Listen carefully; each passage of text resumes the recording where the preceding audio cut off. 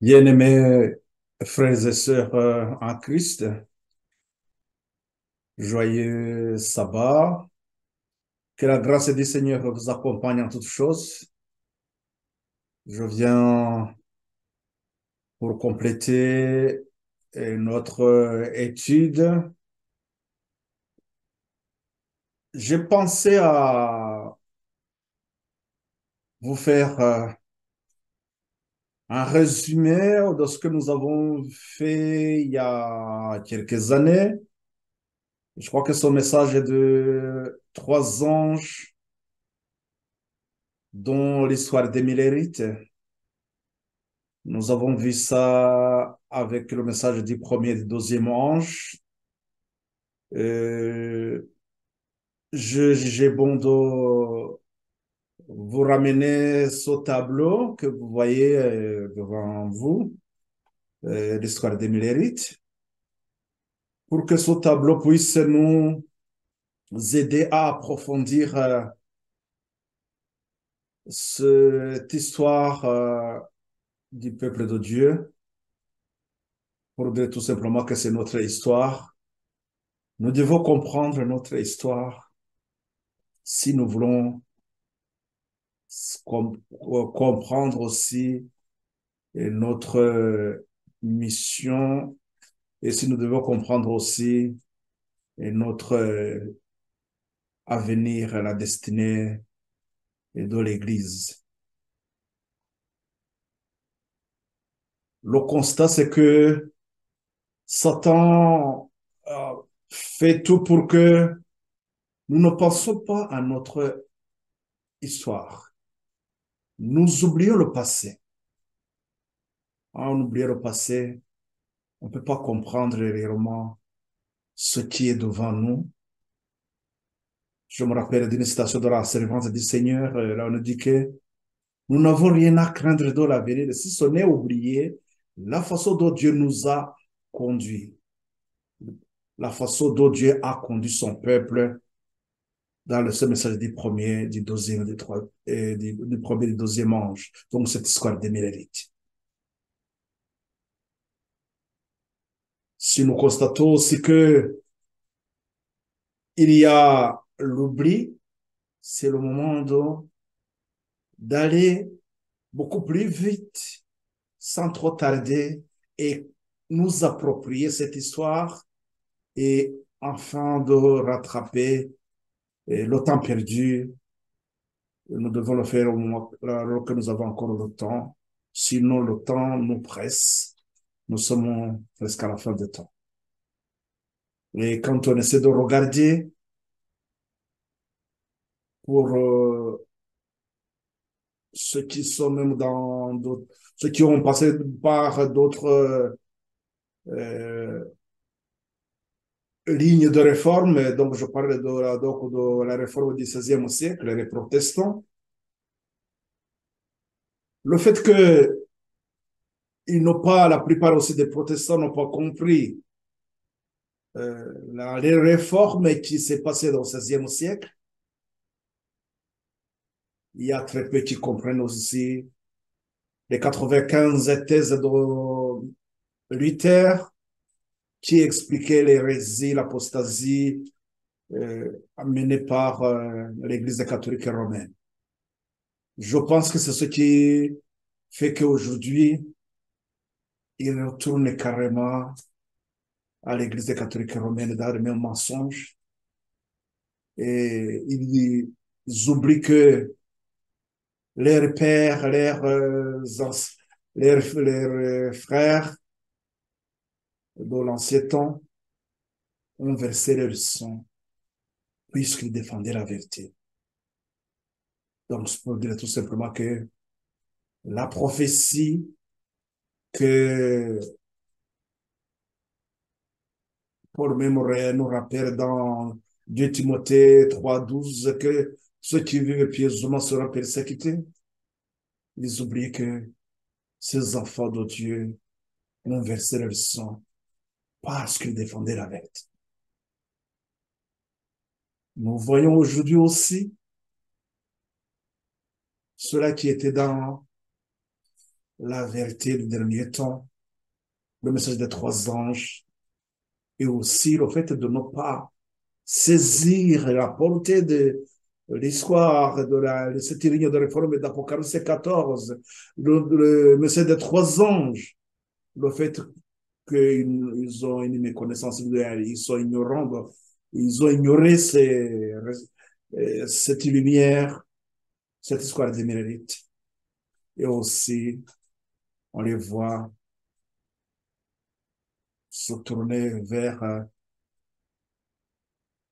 ceux-là qui se moquaient de lorsque ils s'enracinaient sur la parole de Dieu. Donc, tous ceux qui ont combattu la lumière à l'époque, maintenant, on n'a pas de souci à se faire lorsque on se dit qu'on peut faire une alliance avec tous ceux qui ont combattu la vérité. Donc, il n'y a pas, pour eux, ils ne voient pas de problème. Je voudrais, mes frères et sœurs, vous ramener dans cette histoire pour que nous puissions nous projeter et ou bien envisager l'avenir avec sérénité et comprendre la lumière qui doit nous guider, la lumière qui éclaire le sentier que nous devons faire. Avant de continuer dans l'étude, remettons-nous dans les mains du Seigneur pour que notre cœur soit purifié, pour que notre cœur soit une vase prête à recevoir les joyaux précieux, cette parole sainte, ces vérités des derniers temps qui nous sanctifient.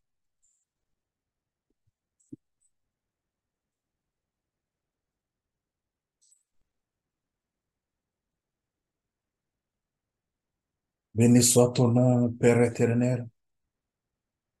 Merci, Seigneur, de ce temps que tu nous accordes. Tu nous acceptes malgré notre indignité. Tu nous laves dans ton sang. Tu purifies notre cœur, Seigneur. Et quelques heures, ou quelques minutes plus tard, nous continuons encore à nous suivre.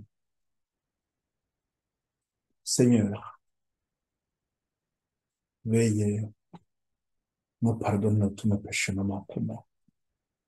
Nous nous remettons dans tes mains, Seigneur, et mes pensées vont particulièrement à tous ceux qui sont dans ces vérités de dernier temps, le message des trois anges, qui comprennent, Seigneur, la portée de ces messages et qui comprennent aussi la mission qui nous incombe. Veuillez nous consacrer à cette ignoble mission d'amener les âmes à tes pieds. C'est dans le même sens, c'est dans le même esprit que Seigneur que je demande aussi l'assistance à tous ceux qui cherchent à comprendre la vérité. Ces âmes qui sont emportées par les vents de doctrine, amenées par les agents de Satan. Veille, Seigneur, les venir en aide, éclaire le chemin. Veuillez nous préparer ce chemin et ce champ d'activité, ce champ d'action. Que tes enfants soient prêts à prendre le flambeau et éclairer l'entourage. Merci de la disposition que tu prennes pour chacun de nos seigneurs. Au nom et pour la gloire de notre Seigneur Jésus-Christ. Nous te remercions, Père. Amen.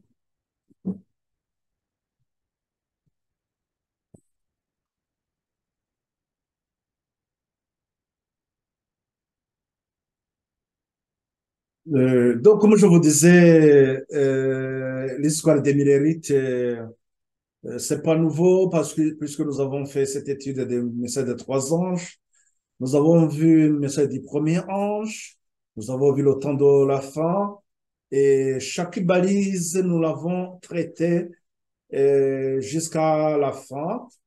Et je vous le ramène tout simplement pour que vous puissiez encore approfondir ce tableau. Et cette ligne de réforme d'Apocalypse 14, nous devons comprendre que c'est cette ligne qui allume la ligne de réforme d'Apocalypse 18. Je sais qu'il y a même ceux qui ignorent euh, s'il y a une ligne de réforme d'Apocalypse 18. Donc, j'essaie de vous donner quelques principes et qui vont nous guider. Mais avant donc de prendre le temps sur ce tableau, donc l'histoire des Millérites, cette ligne de réforme d'Apocalypse 14, je voudrais tout d'abord vous ramener sur le principe de base qui nous pousse à voir, à nous projeter dans l'avenir et dans l'histoire qui est devant nous, et plutôt dans les événements qui sont devant nous. Et cela nous permet bien sûr de comprendre la ligne prophétique. Nous voyons que dans la ligne de la Jérémie au chapitre, au chapitre 31, au verset 21, il nous est dit que nous devons dresser les signes et sur le chemin et nous devons prendre garde de la façon dont nous suivons ce chemin. Et c'est pour ça que nous devons comprendre les poteaux indicateurs. Ces poteaux indicateurs, comme je l'ai souligné dans la plupart des études que nous avons faites ici, et je vous ai parlé toujours de ces prophéties de Daniel et les prophéties d'Apocalypse. Les deux donc sont intimement liés, puisque l'Apocalypse vient éclairer la partie qui n'avait pas été expliquée à Daniel. C'est ce que nous avons dans Daniel au chapitre 8, au verset 17, là où l'ange dit à Daniel de fermer le livre et le sceller, puisque cela, ce n'est pas pour son temps, et que ce serait pour le temps de la fin. Donc, au temps de la fin, il y a les prophéties de l'Apocalypse qui viennent éclairer davantage les, les, les poteaux ou bien les signes et pour les événements prophétiques que nous avons dans la Daniel.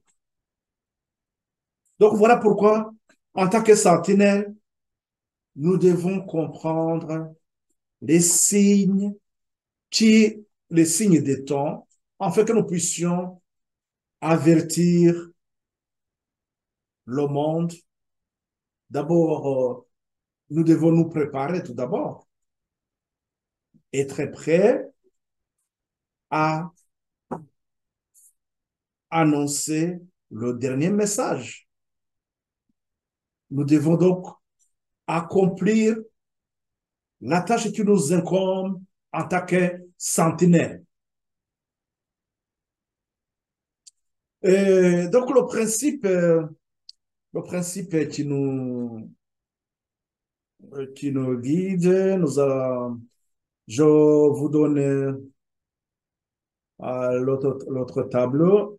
Une seconde, j'arrive, je vous amène ce tableau qui va nous aider à comprendre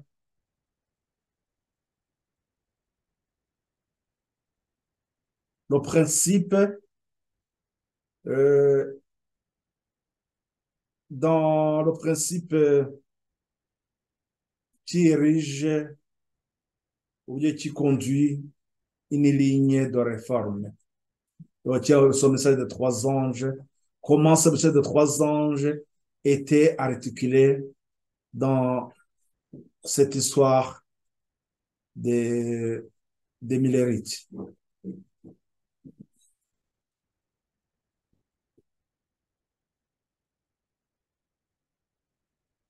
Donc, je vous partage l'écran. Seconde, j'arrive, je vous partage l'écran.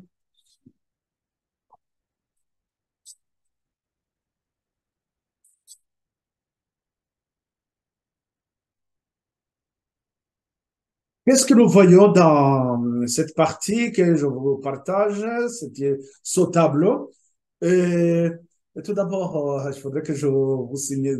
Je reviens d'abord sur ces tableaux parce que ce tableau nous donne donc ce. Qu'est-ce que je fais là?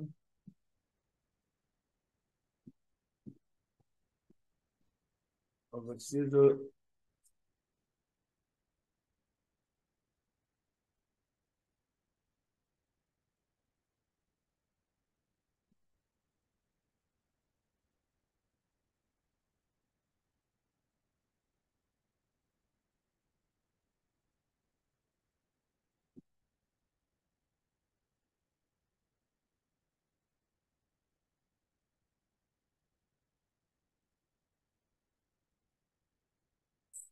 Oui, moi, je suis déjà. Ouais, je vous partage donc le tableau.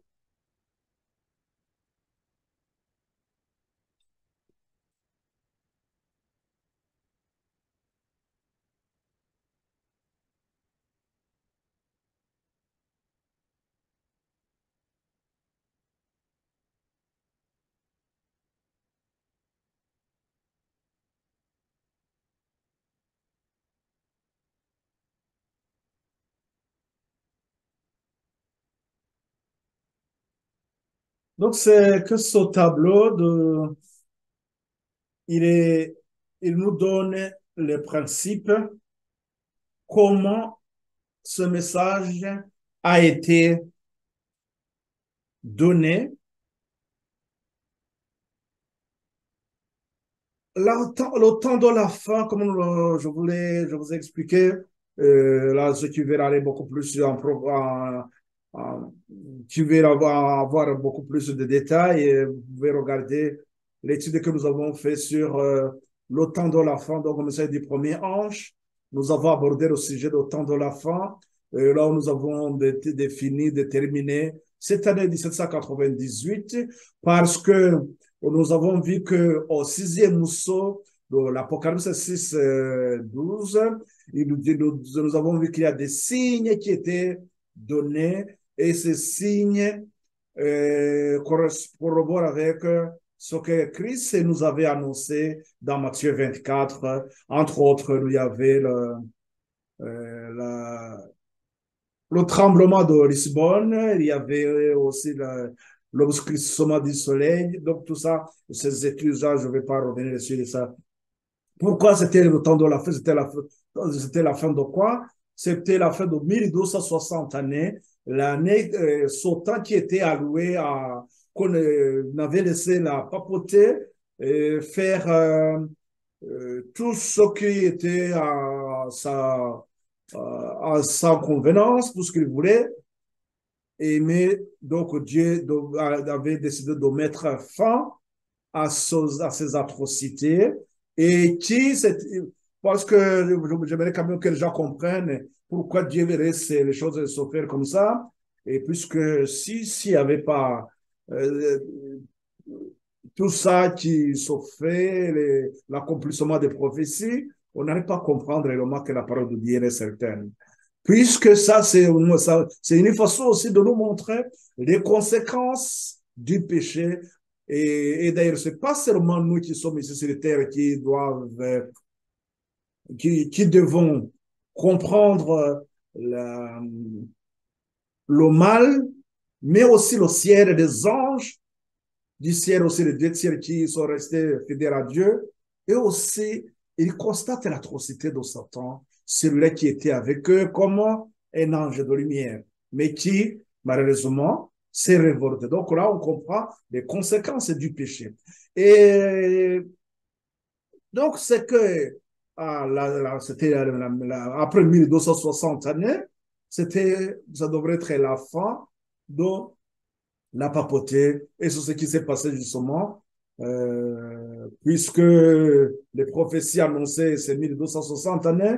Et donc, le début de 1260 années, c'était l'année 538, lorsque la papauté a eu le pouvoir tant religieux que civile. Donc, il y a une autorité religieuse et civile à la fois. Donc, c'est la petite, comme nous disait que la petite corne allait dominer d'autres, une petite corne qui surgit entre les 10 et qui va enlever 3, mais après qui va assurer l'autorité sur tout.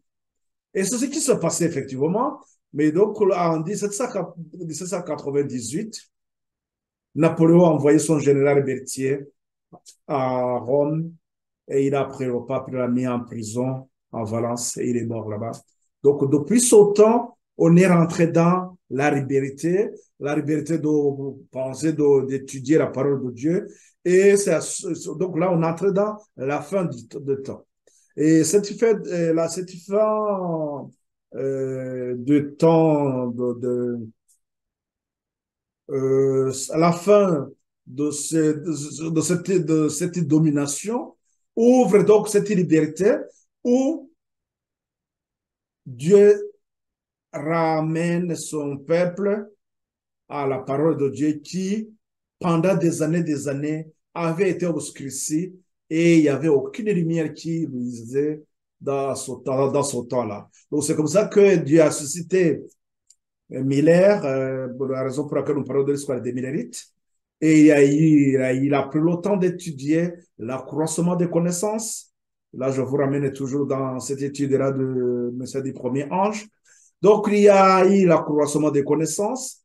Et à un moment donné, il était affermi intellectuellement et spirituellement. Et donc, il a commencé à prêcher, à annoncer la vérité qu'il a eue. Donc, c'est ce que nous voyons que dans les premiers écrits, à la page 222, 229 plutôt, dans un paragraphe, on dit que les anges venaient assister Miller dans l'étude pour qu'il arrive à comprendre. Et c'est ce que nous avons vu aussi dans le songe de Miller que nous avons abordé ici aussi. Nous avons l'étude en ligne. Nous avons vu que dans le songe de Miller, il avait eu la clé pour ouvrir une boîte. Et dans cette boîte, il y avait des joyaux précieux. Et ces joyaux précieux, ce n'était que la chaîne prophétique qu'il a pu comprendre. Donc, la chaîne prophétique de 2300 soirs et matin. Nous avons aussi cette chaîne prophétique. Vous pouvez trouver dans l'étude aussi, je vous ai fait ça. La chaîne prophétique de 2300 soirs et matin. Et dans cette chaîne de 2300 soirs et matin, nous avons un enchaînement des événements, l'accomplissement des prophéties qui nous interpelle bien sûr, puisque nous avons vu que la 2300 soirs et matin, dans ces chaînes prophétiques, il nous indiquait l'année 1844 et 1798. Et dans cette chaîne prophétique, l'étude que j'ai faite sur ça, je posais la question, pourquoi 1843 pourquoi 1844 donc pourquoi 1844 et qu'est-ce que Dieu veut nous indiquer sur cette date. Et on avait vu qu'aussi il y avait la prophétie de 2520 qui aboutit aussi à cette année 1844. Et lorsque on considère ce que nous regardons ici, ce que nous voyons ici, nous voyons que entre 1798 jusqu'à 1844, nous avons combien d'années ici? Si on fait la différence, nous allons avoir 46 années. Et ces 46 années, lorsque nous lisons dans Jean 2, Jean chapitre 2, au verset 20, on nous parle de 46 années pendant lesquelles le peuple de Dieu, ceux-là qui étaient à Babylone, ils ont mis 46 années pour reconstruire Jérusalem, pour remettre, pour restaurer le temple de Dieu à Jérusalem. Celui qui avait été détruit par Nebuchadnezzar. Donc, ils ont pris 46 années pour le redresser encore, pour rétablir, pour reconstruire le temple.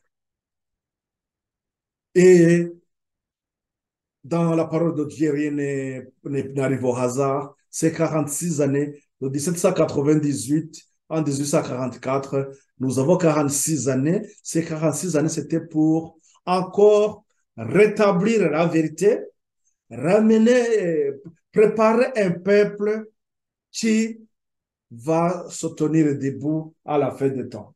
Disons, dans la tragédie des siècles à la page 336, et pour confirmer ce qui nous est dit là, cette ligne de réforme d'Apocalypse 14, 336, tragédie des siècles. C'est dans le chapitre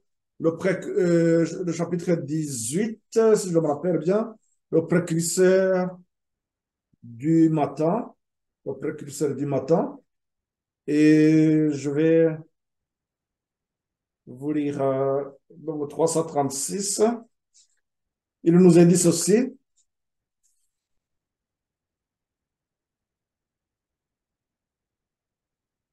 Il nous parle donc d'une grande réforme qui devait se produire.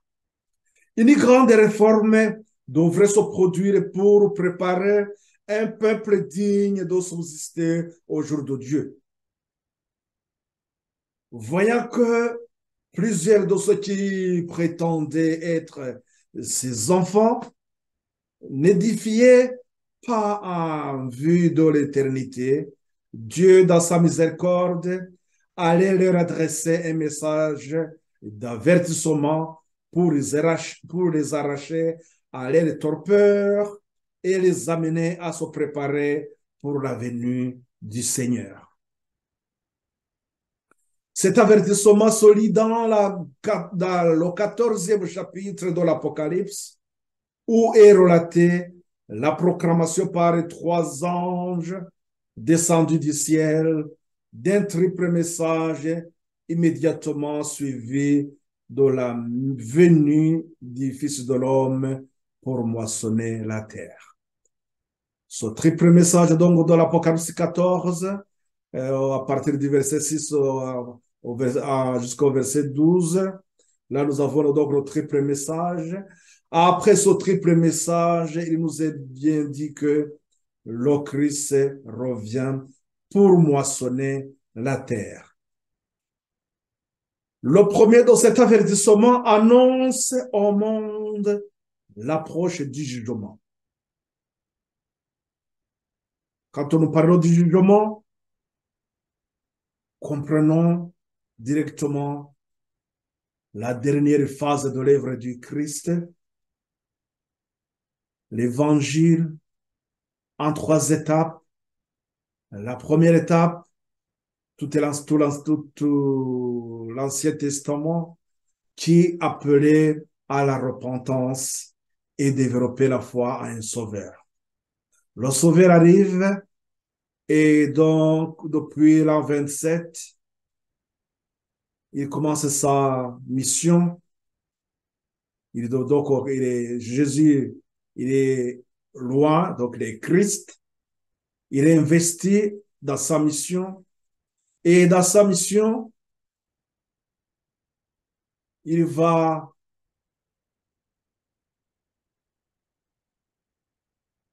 donc il va accomplir deux missions de phases, ce qui se rapporte à, au rôle de sacrificateur dans le lieu saint et son rôle de grand sacrificateur ou bien le grand prêtre dans le lieu très saint. Et dans le lieu très saint, nous avons vu que c'est ça qui correspond au temps du jugement, donc la dernière phase de l'œuvre du Christ. Je vous ramène dans cette étude euh, le chemin de la vérité et de la vie. C'est là où nous comprenons l'évangile, dans ces grandes étapes, les trois grandes vérités salutaires, la repentance, la justice et le jugement. Donc là, nous inaugurons donc la dernière phase qui est le jugement. Le premier